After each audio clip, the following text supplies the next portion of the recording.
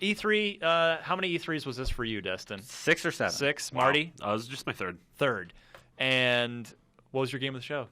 Let's just cut the BS. Yeah, absolutely. I mean, this was an incredible show. Actually, let's start Xbox. Now that we did the podcast live from our awesome E3 live show stage last week in LA, where we talked about our initial impressions. But with the dust settled, Xbox One game of the show for you guys and overall game of the show for you guys. Okay. So does that have to be an exclusive? No, just if maybe they'll be the same game. I mean, for me, it's the same game. It's Metal Gear Solid 5: Phantom Pain. Going into it, I like Ground Zeroes. I didn't love Ground Zeroes. I thought it was really good with some problems. I was kind of worried about what that meant for Phantom Pain, but seeing a 25-30 minute hands-off demo of that game, it alleviated my fears. It is the big, fun, open-ended world with a lot of world building and customization. It's that sequel to Peace Walker I've been looking for so long. Yeah. Mm-hmm. I feel like it fixes a lot of the problems I had with 4 and Ground Zeroes. It seems like from the gameplay itself, it doesn't take its story very seriously, which that might just clash with the actual cutscenes, which have taken themselves very seriously so far. But yeah, everything about it just seemed like this incredibly fun, dynamic, open world that I want to spend time in. So how about Xbox exclusives? What was your favorite Xbox exclusive of the show? So the thing I might be most excited for this year is Master Chief Collection. Hey, that exists. We could talk about that. Instead of dancing around it like a bunch of morons. Yeah. I think that's the thing. I didn't see it at all to show. And they didn't show multiplayer, right? It was just not multiplayer. Just a campaign just mission a from bit 2. of They talked about multiplayer though. Sure.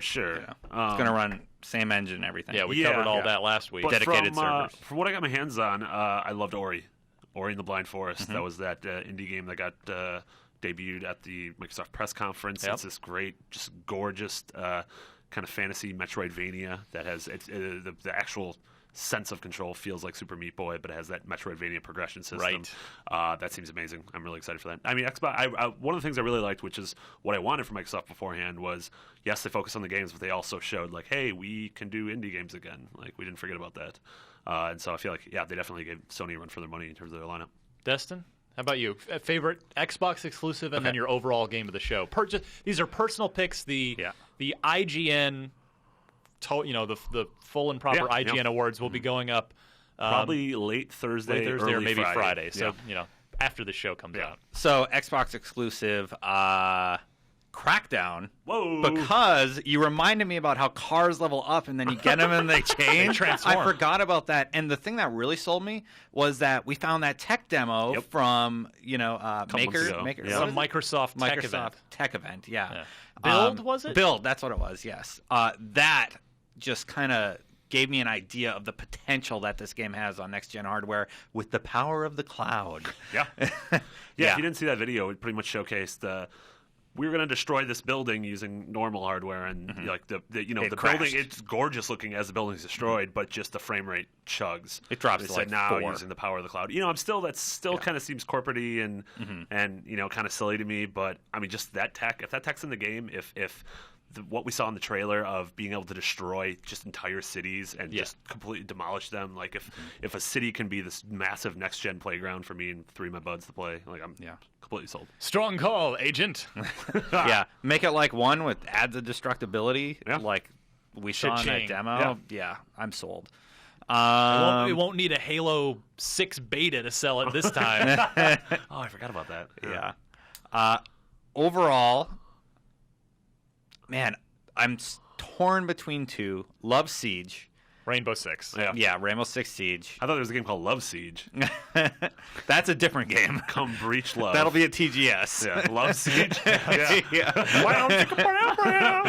I'm going to stick with No Man's Sky. Nice. I mean, that's really ambitious. Really, really want to see what they do with that game.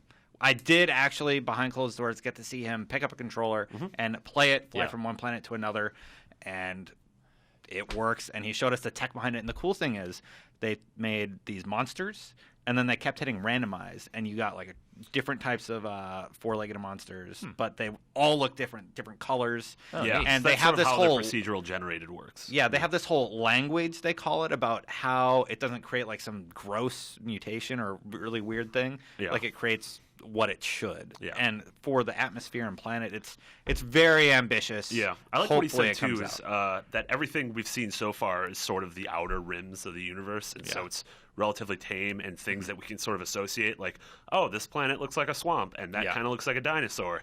And he's like, so that's what we're showing you at first, so that you have something to actually associate it with. But as you get closer and closer to the core of the universe, he's like, things are going to get incredibly strange, and like it's not going to look like any planet you've seen before, any monster you've seen before. I think the question I asked was like, will I ever see something out of my nightmares? Yeah, because everything looks very dreamlike, and it sounded like and so again, that game's a lot of massively lofty promises that we all hope will. Did we have confirmation that it's coming to Xbox One as well? Or no. He won't even say Xbox. He says we're thinking about PC. And he can't say Xbox. Yeah. Maybe if a princess kisses him, they turn into an Xbox. I asked him 3 times, and he said, right now we're launching on PS4. We'd like to think about PC. That's as much as he would say. Yeah. I'm sure there's a story somewhere behind that. Yeah. Probably. For me, I can't go wrong with the Master Chief Collection. I did play a little bit of that. They had the first proper mission, Cairo Station. Lucky. Of it there. And it's just switching back and forth is when it really sinks in. Like, you look at it and it's pretty. There's... do you remember the 0G part outside? Yep. Sorry, folks, if I've covered this on last week's show. I can't remember anything from last week. But so I was playing, the 0G part in about the middle of that first mission. So you're just out there. They added basically a sun, a planet that's a light source. So it casts light on the gun, and it really gives the scene a nice look. And then when you press the back button or view button or whatever the hell, and turn it off and go back to the original Halo 2 graphics, it's not there, and everything looks so much more flat. And, So it's just, for me, it's the campaigns are nice, but it really is about the multiplayer that we've been gushing over for a while. And of course, they didn't show that at E3, but just the idea of, to clarify, because we didn't, I don't think we really quite put every piece together last week and amidst all the frenzy, but every official Halo map that's ever shipped in anything is in that game. So 100 maps. It's 93. And what that means, so that includes the 6 maps from Halo 1 PC, which had some good ones. There was one called Timberland. There was one called... I forgot about the Halo 1 PC maps. There was my favorite one, not everybody's favorite, but there was this huge map shaped like a figure 8 called Infinity, like the Infinity symbol, which is, so it's just like a vehicle paradise. Yeah. And then there are the other ones, the other obscure maps that I feel like most Halo players, including myself, actually never played. There were 2 exclusive maps with the Halo 2 for Windows Vista edition of the game. 2 maps. I own these games, and I forgot about the exclusive maps. So I've never played those maps. They're in the game, as well as, of course, every DLC, from so everything in Halo 1, and then all Halo 2 maps, Halo 3, and Halo 4. So it's plus those 6, reimagined for Xbox One Halo 2 maps, which we know Ascension, and then later on NeoGAF, Frank O'Connor, who we had on our live show last week, confirmed Lockout and one more that I'm now blanking on. Beaver Creek. I don't know if he said that one or not, but yeah, that one seems like a no-brainer to me. Could be. Big fan favorite. I want to see Blood Gulch in coagulation. That's my personal I would love to see that in Xbox One style, but there's just I can't. How can you not love that? It's basically, I think we were saying in the office, the way I look at Master Chief Collection is the answer to everything you want to know about that game is yes. So, does it have every map ever? Yes. Does it run in 1080-60? Yes. Does it have dedicated servers? Yes. Is it all on one disc? Yes. Can I make a playlist so I can play all the Warthog levels from all 4 games in a row? Yes. Will it cure my crippling depression? Yes. Depression, yes. I thought you were going to go somewhere else, like rheumatoid arthritis or something. I was like, well, maybe not in that scenario, but... Okay, so that was your Xbox One. That's my Xbox One pick. But game of the show for me, I said it last week. I played a lot of great things. For me, it came down to 3 games: Rainbow Six Siege, Evolve. God, the Kraken's so cool. Kraken's so good. Kraken's the best. Greg sucks. I just pummeled my foes as the Crow. I only played once, but man, the only thing that game needs is a super collector's edition that includes a Turtle Rock developer in every box to coach you. Just a human being. Come yeah, over human being. Yeah. Because every time I've played that game, there's been a Turtle Rock dude standing there telling me, like, try this, look at this. Hey, you should go over there, eat a few of those guys, and then evolve, and then destroy everything. But, Rainbow Six, Evolve, and Batman. Nice. Arkham Knight. Those were three incredible games that I played all three of them. But, for me, it's Rainbow Six. I was just so taken with that game. It's part of it. There's a little bit of nostalgia. Like, I'm just so glad the series is back at all, and it's looking great, and it's next gen only, but I just love that it's back to being tactical. You can lean again. Yeah. It's one shot, one kill. I mean, if you shoot someone in body armor, they're not going to drop in one shot. But like I got dropped by single headshots. Yeah. I love the use of destruction. How you can use it defensively or offensively. I love the Gears of War horde style. What's the term I'm looking for?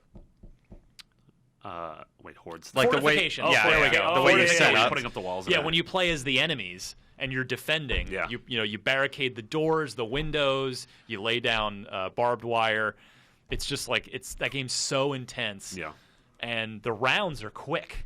They keep which I like a lot. Yeah, so it's like you can't like sit out there too long and like, okay, now we're gonna go in here. You go over here. You do you have this many minutes. You gotta get in and get that hostage. So that's my game of the show, man. Yeah, I know that's Mitch isn't here, but we were talking. I know No Man's Sky and Rainbow Six.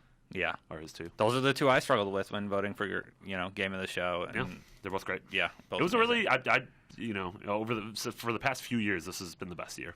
I think definitely better than last year.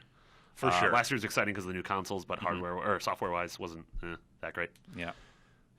So that was E3. It was a hell of an E3. Thanks to everybody that watched all of our E3 live programming or watched a video later or read any article. I mean, we put up so much content. We're going to have so much. I had to go back. We're going to have so much stuff going up. Yeah. I mean, I don't even remember what all I wrote. I need to go back and actually watch the live show. Like, wait, I wrote about Fable because I didn't like that. I wrote about Master Chief Collection because I did like that. Yeah, too much good stuff. Yeah. Don't sue me, AMPM. You've seen those. Is that yours? No, I haven't. I mean, I know what an AMPM is. Yeah, that's their slogan. Too much good stuff. What if they do sue you? Take a dark turn. I suppose. Podcast Unlocked is no more. Yeah. They own the rights. It's now AMPM presents Podcast Unlocked. Wait, we got a sponsor? Woo! And you have to say that every episode? Yeah, you can't just say Podcast Unlocked. You have to say it the full thing. It's like thing Peter Jackson's King Kong the movie, the game. Exactly. Yeah. Right.